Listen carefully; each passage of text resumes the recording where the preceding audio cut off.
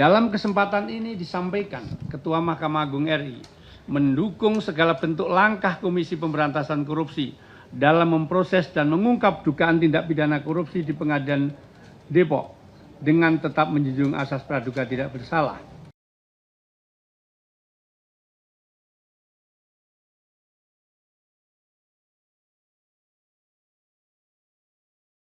Marwah institusi Mahkamah Agung RI.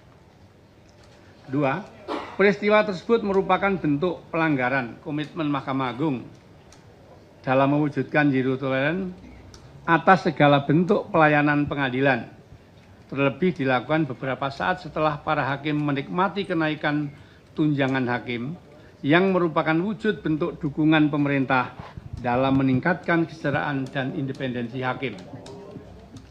Ketiga, dalam kesempatan ini disampaikan, Ketua Mahkamah Agung RI mendukung segala bentuk langkah Komisi Pemberantasan Korupsi dalam memproses dan mengungkap dugaan tindak pidana korupsi di Pengadilan Depok dengan tetap menjunjung asas praduga tidak bersalah. Tentang penangkapan dan penahanan pada hakim dengan adanya Undang-Undang Nomor 20 2025 tentang KUHP, maka telah diatur secara tegas dalam pasal 95, 98 dan 101 KUHP baru bahwa penangkapan dan penahanan terhadap hakim harus mendapat izin dari Ketua Mahkamah Agung. 4. Walaupun terdapat ketentuan yang mensyaratkan izin Ketua Mahkamah Agung dalam penangkapan dan penahanan terhadap hakim, Ketua Mahkamah Agung berkomitmen tidak akan menghalangi dan akan segera mengeluarkan izin penangkapan apabila ada hakim yang melakukan tindak pidana. Harus dilakukan penangkapan.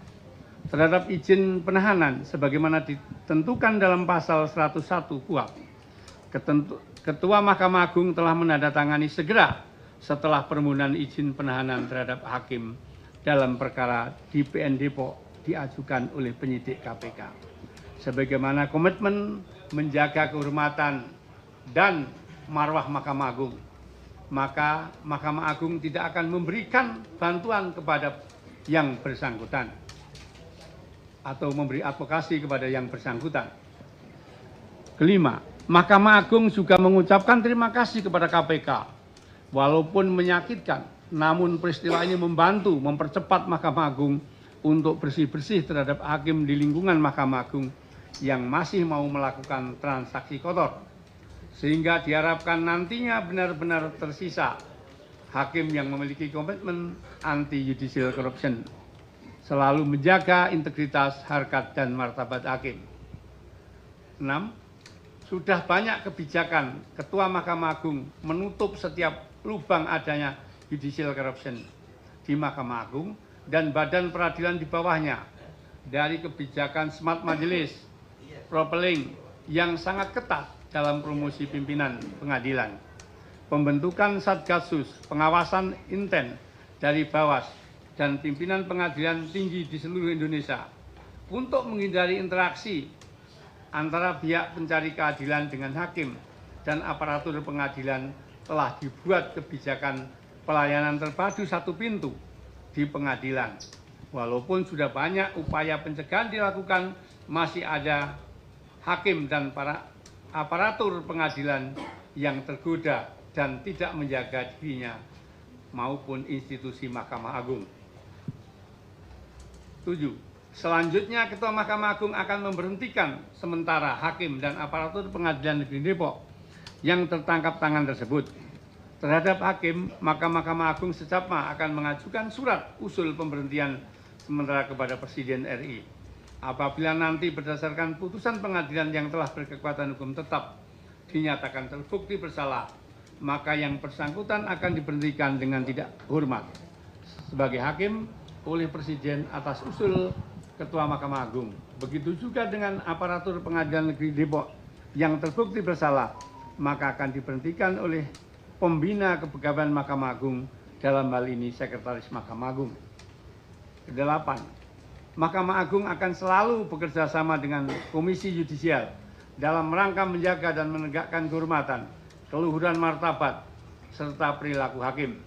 Selain itu, Ketua Mahkamah Agung juga memerintahkan kepada Badan Pengawasan Mahkamah Agung, Ketua Pengadilan Tinggi dan Ketua Pengadilan Negeri untuk lebih mengintensifkan pengawasan sebagaimana Perma nomor 8 2016 tentang pengawasan dan pembinaan atasan langsung di lingkungan Mahkamah Agung dan badan peradilan di bawahnya.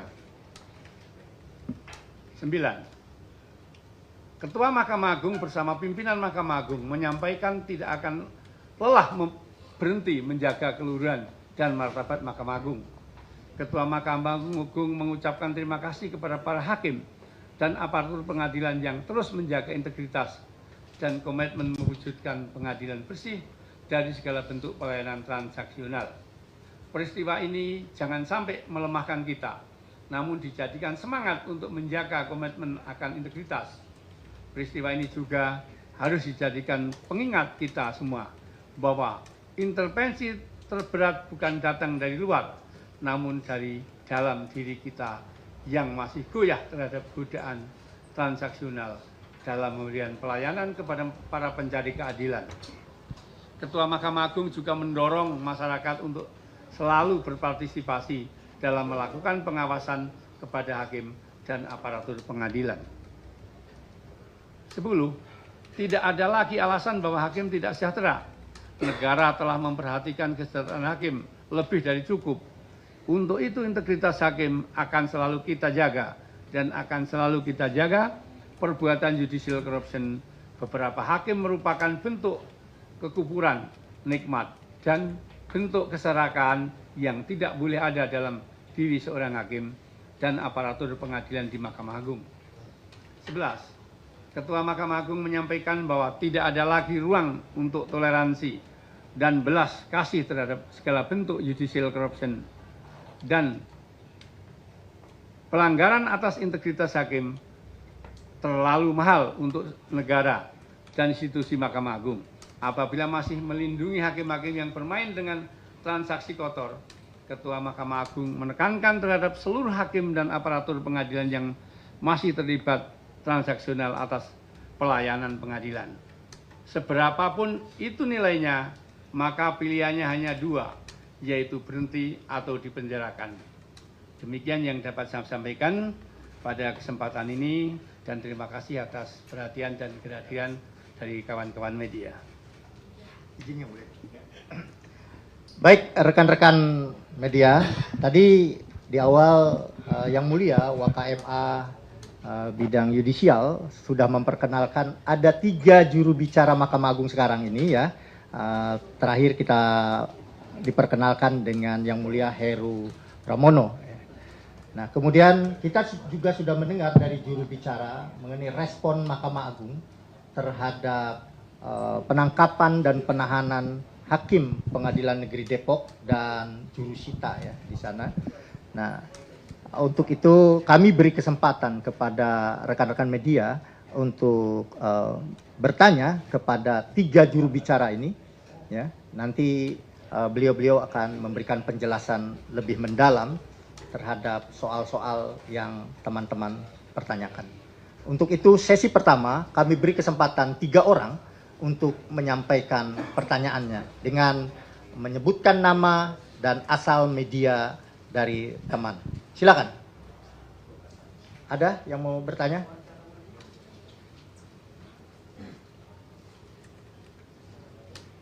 Cukup atau cukup jelas sudah? Tidak ada yang bertanya?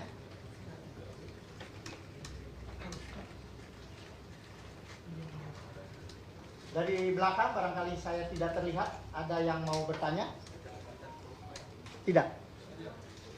Oke, ini media televisi banyaknya ya di sini. Oke, kalau memang tidak ada yang mau dipertanyakan, maka konferensi pers akan kita akhiri. Terima kasih Bapak Ibu sekalian atas kehadirannya dan beri kami semangat. Insya Allah Mahkamah Agung akan semakin baik. Silakan Pak juru bicara statement. Ya, jadi intinya pimpinan Mahkamah Agung berkali-kali menegaskan bahwa tidak ada tempat lagi bagi APH di lingkungan Mahkamah Agung yang masih melakukan transaksional. Pilihannya hanya 2, dipecat dan dipenjara. Itu berkali-kali pimpinan Mahkamah Agung ya, baik itu Pak Ketua maupun Pak Wakil, ya, di setiap kesempatan selalu menyampaikan, ya, selalu mengingatkan, ya, pada kesempatan kenaikan terakhir kemarin, kemudian waktu pengukuhan nikahi, kemudian pada waktu pelantikan PP, kemudian waktu pelantikan pemilah, kemudian waktu pembinaan, kemudian pada waktu pelantikan Ketua Pengadilan Tinggi. Itu selalu diingatkan oleh pimpinan, ya. Selalu diingatkan, jadi tawarannya hanya, pilihannya hanya dipecat dan dipenjara. Itu harga mati dari kebijakan pimpinan, ya. Barangkali Pak Wakil mau menambahkan, monggo.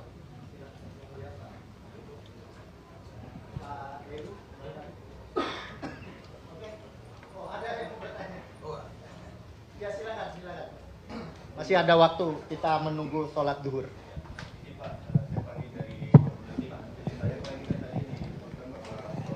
Dan beberapa orang yang KPK ini ditangkap setelah mendapatkan kenaikan tunjangan begitu Pak. Kemarin DPR juga merespon ini mau dinaikkan gaji ataupun tunjangan 1000% pun tetap akan korupsi begitu.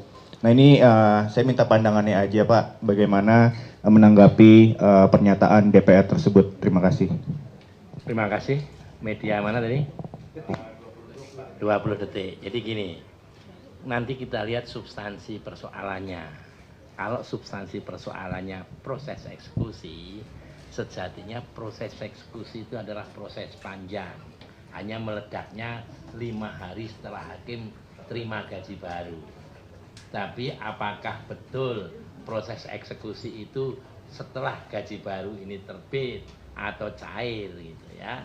Kalau sebuah proses eksekusi itu bermula dari proses perkara, tingkat pertama, tingkat banding, kasasi, mungkin juga PK. Setelah itu yang dinyatakan menang mengajukan permohonan eksekusi. Di proses eksekusi itu ada telaah berkas. Setelah berkas ada unmanning. Setelah unmanning ada penetapan eksekusi. Nah, di proses mana ini yang sedang berjalan, nanti Anda lihat. Itu. Saya yakin, 100% yakin bahwa proses ini jauh sebelum hakim naik gaji atau naik tunjangan fasilitas keuangannya. Tapi apakah ini mewakili seluruhnya? Apakah nilai setitik itu menjadi seluruh hakim yang baik tidak layak menerima kenaikan tunjangan? Ini pertanyaan yang nanti akan dijawab oleh waktu. Kan gitu. Tapi apakah ini misalnya sesuatu yang dominan? Apakah ini gunung es? Apakah ini perilaku menyimpang dari minoritas hakim? Sejatinya masih banyak hakim yang baik. Nah ini juga Anda-Anda yang nanti membuktikan. Makanya di akhir pers tadi, konferensi pers tadi, Pak Ketua juga menitipkan, tolong masyarakat juga ikut mengawasi. Ada siwas, ada mekanisme input dari masyarakat yang memberi masukan pada pimpinan Mahkamah Agung kalau ada perilaku menyimpang. Cuman hati-hati juga, jangan sampai yang mengadu yang bersurat itu ada orang yang kalah perkara. Kalau soal kalah perkara itu ada mekanisme yang namanya upaya hukum. Jadi kalau kita, Pak, ada korelasi yang signifikan enggak perilaku menyimpang ini dengan kenaikan tunjangan atau kesejahteraan hakim? Atau masih patutkah kesejahteraan hakim yang meningkat ternyata masih ada praktek yang begini? Nah ini nanti biar masyarakat menjawab, sejarah menjawab, waktu menjawab. Tapi Mahkamah Agung sebagai lembaga berkomitmen tidak bosan-bosan, tidak kurang-kurang, di berbagai kesempatan, di berbagai acara. Yang Mulia Ketua Mahkamah Agung selalu memesankan agar kita tetap menjaga integritas dan menjauhi praktek-praktek pelayanan transaksional. Gitu ya Mas? Ada lagi? Cukup? Oke. Masih ada yang mau ditanyakan? Sudah cukup? Sudah jelas ya apa yang disampaikan oleh juru bicara. Iya. Jadi intinya itu tadi kan di akhir sambutan press release saya kan kalau masih ada oknum yang kufur dan serakah kan itu udah naik gaji tapi kok masih kufur dan serakah, pilihannya kan hanya dua, ya, dipecat dan penjara. Sekecil apapun nilai transaksional itu pilihannya hanya dua, ya, pecat penjara. Itu tegas sekali kebijakan pimpinan Mahkamah Agung, ya.